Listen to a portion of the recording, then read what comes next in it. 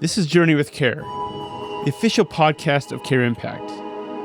Johan here, and today I will be your guide. Welcome to the special series, A Care Impact Christmas, where we celebrate the joy of the Christmas season. As the snow falls outside and the warmth of the holiday spirit fills our hearts, we invite you to gather your closest loved ones, your kids, grandkids, friends, or family. Get cozy by the fire, or snuggle up with a blanket and a cup of hot cocoa, and get ready for something truly special. Today we invite you to journey with us through a series of short stories that capture the essence of Christmas. These tales are filled with warmth, care, and loving generosity. So take a sip of that rich hot cocoa, nestle into your favorite spot, and let the glow of the firelight, or simply of your Bluetooth speaker, bring our stories to life.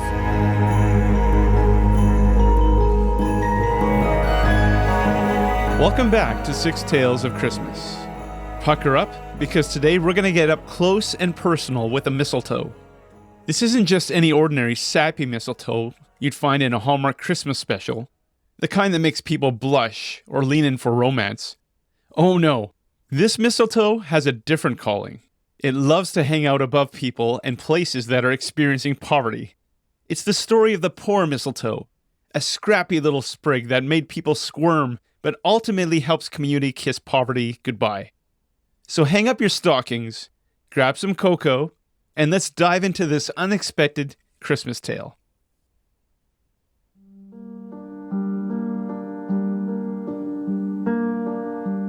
There it was. The mistletoe. It wasn't like the glossy, curated decorations you'd find in a shop window or festive Instagram photos. Its rough edges and berries caught the attention of bypassers in places no one expected it, like in neighborhoods that people love to avoid, or in ordinary-looking homes people would never have noticed, and lineups where people were losing hope for better outcomes. The poor mistletoe was even spotted in the doorways of churches, making people scratch their heads. Oh, hey there! Yep, I see you. Come on. Step right under here. Blow a kiss. Just one, and watch what happens. It's not so scary, I promise. People avoided poor mistletoe like the plague. Who wants to stand under a sprig of mistletoe that talks to you? Especially when it's dangling over places so uncomfortable, like poverty. Make poverty go away, they demanded of the mayor. You should do a better job at alleviating family crisis, they snided to social services. Crack down on crime, they insisted to the police. But every now and then, someone would pause. Someone brave enough or curious enough to stop and listen. That's where our story begins.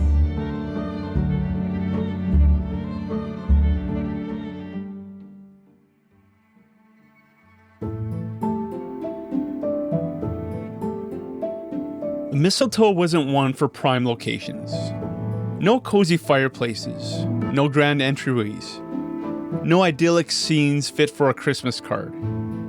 Instead, it showed up where no one wanted to be, places people crossed the street to avoid. Take, for example, the neighborhood by the tracks. You know the one. The street that people locked their car doors when driving through to a more affluent part of the city. Boarded up windows, graffiti on the walls, and a reputation in the media for crime. There, above a myriad of power lines, by a pair of dangling shoes, in the heart of this neighborhood hung the mistletoe, swaying in the cold December wind. Hey there! Shouting out to the family in the SUV who was anxiously waiting the red light. I know I'm not what you were looking for, but how about you pause for just a second? Blow a kiss. You'll be surprised at what can happen. The family nervously looked at each other, took a deep breath, and at the count of 3, they blew a kiss to the mistletoe, just as they were invited to do, and something strange began to happen. No, the graffiti didn't vanish, nor did the dangling shoes, nor the signs of poverty all around them. But suddenly, their eyes could see things that they would have never before noticed. They noticed the resilience of the elder lady warming in the bus shelter with her grandkids, and the creativity of youth who had painted to express themselves, and the compassionate expressions of pedestrians as they seemed to really know each other. Then the oddest thing happened as this family in the SUV pulled to the side of the road. Their cell phones were getting notifications saying that youth over there is aging out of the foster care system and is needing a couch and people he can count on. That grandma you see in the bus shelter unexpectedly took in her grandkids and needs beds and a caring community to wrap around them. Those pedestrians, they each have stories, each have incredible gifts and abilities. Some of them have been trying to get a job. Others are recovering from illness. Others are exhausted because they are taking care of so many of their neighbors. Would you like to help? It was a big orange button on the bottom of the notification. The one that invited a response. That seems to linger the loudest in that quiet SUV. The button read, "Yes, I can help."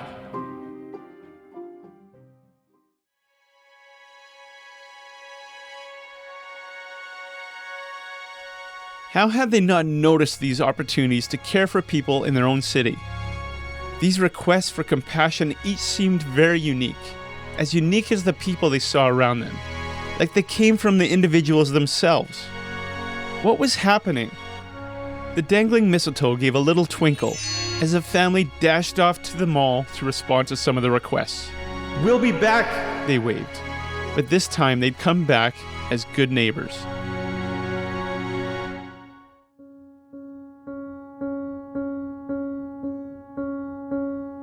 A small group was out caroling in a quaint and beautiful old neighborhood. The snow sat so perfectly on the trees. Many homes were warmly decorated with lights and wreaths and trees in their front window. It felt like walking through a Christmas card. The joyful carolers were about to cheer up the next beautifully decorated home when the poor mistletoe caught the attention from a dimly lit home right beside them. Hey there!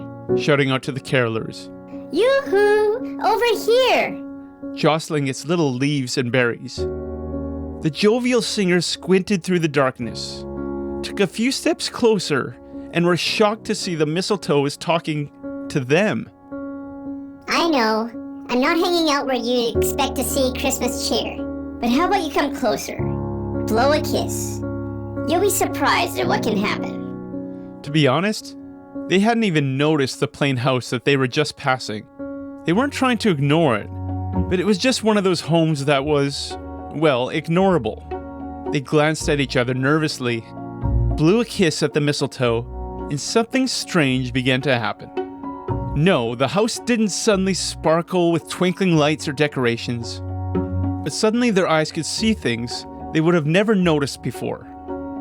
They noticed many footprints leading to this door, small and large, and aromatic, mouth-watering foreign smells of spices.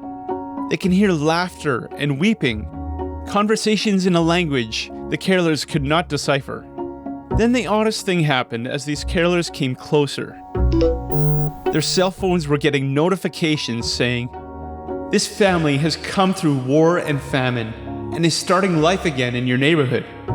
They have things to teach you and stories that will change you and a deep need for community. They are sleeping on the floor. Do you have beds?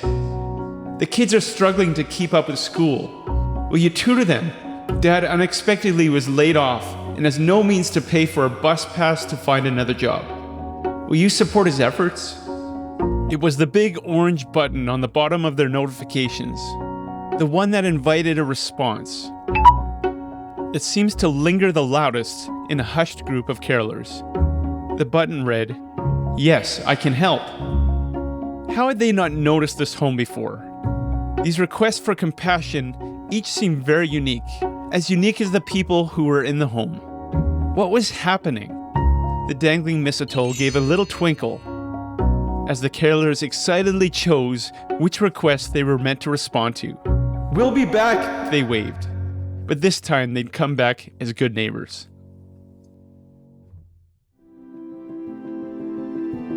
In the heart of the city stood a sturdy, tall old building with floor upon floor of offices and waiting rooms, filled with disgruntled and sad clients who were hanging on by a thread. The first floor was a medical office, filled with people in pain, waiting desperately for more help than the medical system could manage. The second floor was an employment office, filled with people who had lost their jobs and were struggling with practical barriers to gainful employment. The third floor was a child and family social services office. And oh, the heart-wrenching stories that filled those cubicles as families were struggling to find their way back home. So many of these crises was due to poverty. If only, then maybe their stories could have a more hopeful outcome. The clients in the building weren't the only ones feeling the disparity. The staff worked tirelessly to do what they could, some burning out, others growing more jaded, and others preparing their resignation letters because of the weight of it all seemed just too much for them to handle on their own. But this Christmas was different. This Christmas, the poor Mistletoe perched itself up in the elevator of this tall, old building. It would go up and down these floors like a faithful companion to weary workers and discouraged clients. Hey there! Shouting out to each elevator crowd. Yoo-hoo! Over here! Jostling its little leaves and berries. The medical assistant gave a startling glance. A mom who had just said goodbye to her kids on the third floor wiped her tears to notice the green cluster too. And the newcomer man who had just lost his job at the factory and wasn't able to pay for his family's rent unfurrowed his brow to notice this phenomenon too. Everyone who worked in this building and those who had the misfortune of needing their services were shocked to see the Mistletoe was talking to them.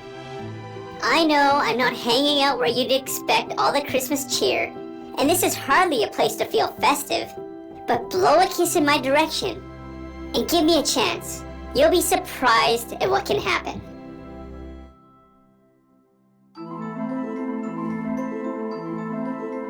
One after another, people would quietly and discreetly lift an open palm to their quivering chin and give whatever breath they had to exhale with. And something strange began to happen. No, none of their challenging workspaces or personal crises suddenly changed. But the workers suddenly noticed a new app on their phone, and clients noticed community wrapping around them with just the right support they needed. All the floors began to buzz with excitement. And as they all began to get curious about this new technology, someone showed the workers how they could safely advocate for their clients in ways above and beyond what they could currently provide. With this new app, the workers would enter needs in with their clients. And suddenly people all across the town, many from churches, others from businesses, began to come out of the woodwork. People did want to help. They just didn't know how. These office staff were not alone. They were people willing to learn to be good neighbors. How would local social services and churches and businesses not work together like this before? It was obvious that everybody gained from working better together. People had been using apps to order food and get rides, but now they had a way of advocating and caring for each other. The dangling mistletoe gave a little twinkle as the last of the workers and clients left the building late that Christmas Eve. "We'll be back," they waved. But this time, they'd have the support of good neighbors.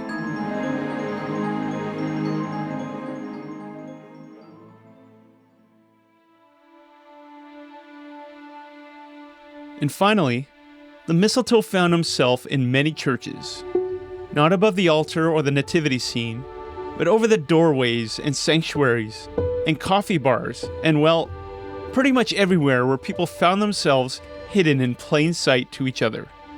A pastor who caught up with the news of the poor mistletoe phenomenon around town was startled to see the green festive cluster dangling all around his church on Christmas morning. Good morning, Pastor.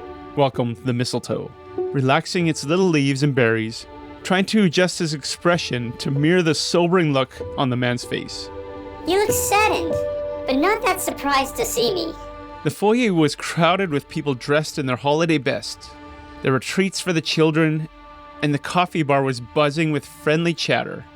Greeters welcomed new people, and the place was just so well decorated for the many holiday programs the church ran every year. Yet amidst all the hustle and bustle, the poor mistletoe's words to the pastor seemed to muffle all the commotion around them. I know, Pastor, I'm not exactly what you wanted to see hanging around your congregation, but I do have some good news. The pastor had been feeling it for a while. Every Sunday morning, people would fill the place up with friendly smiles and shouts of hallelujah. But outside those hours, it felt hollow. What could they do? The relationships were surface level, and no one really knew how to address the deeper needs of each other or those in the community. Go ahead, Pastor. Encouraged the Mistletoe. Kiss poverty goodbye. You'll be surprised at what can happen. He glanced up nervously to the poor Mistletoe, overthinking this weird phenomenon on this crowded Christmas morning. And with a sincere whisper, he blew a, "Jesus, help." Something strange began to happen. No, the church didn't suddenly become a safe place for deep relationships or compassion for others. But the oddest thing happened. People began getting notifications of specific ways they can support each other and those in the community they would have never known of before. It wasn't just the pastor or usual leaders who got these notifications. The whole church was getting invited to find meaningful ways to respond. And as they began to click the big orange button on the bottom of their notifications, the one that said, "Yes, I can help," more and more of the church members were rescued from their own relational poverty, learning how to love their neighbors in meaningful ways. It's true. The church needed support in understanding poverty better and how to support others through their traumas. They did squirm as they were faced with their own prejudices and blind spots. Church became messier. But what really stands out is how vibrant and vulnerable people became. People were learning to get comfortable with discomfort, helping their community as they learned to work with God and others. The Mistletoe gave a little twinkle as the congregation left the building.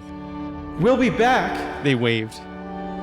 But next time they'd come back as good neighbors, knowing their greatest opportunities were in caring for others in the community. So this Christmas, when you see mistletoe, take a moment to rethink how you can help kiss poverty goodbye.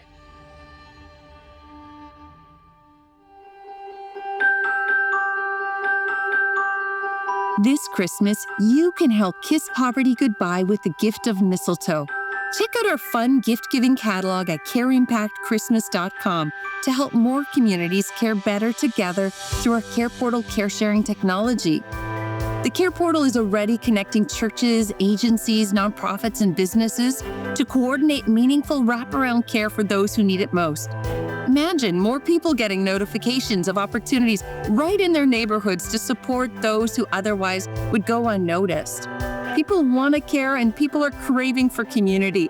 And now with Care Portal technology, we're helping take the guesswork out of that compassion. Did you know that over 3,000 people have already been served so far? A church member commented, "Not only was my church able to support this young mom and newborn in a critical time, I've also gained a new neighbor. I literally can see her apartment from my kitchen window. I could have missed this." And listen to the response of a social worker who entered a need into the Care Portal and had a local church quickly respond. She said this, "Everyone was so generous and supportive, providing what this family needed the most after the fire. They went above and beyond. Thank you. The Care Portal makes it so efficient to advocate for the right kinds of help." So this is your mistletoe moment. This technology is working and we need your help to expand our services to more cities across Canada and to under-resourced nonprofits and churches who have the most amazing connections already with those in need and who would benefit from tapping into a network of churches and businesses and people who want to care. But they just need that notification on their phone with the big orange button that says, "Yes, I can help." Help kiss poverty goodbye by gifting your loved ones with mistletoe. Go to careimpactchristmas.com for fun ways to make a serious difference.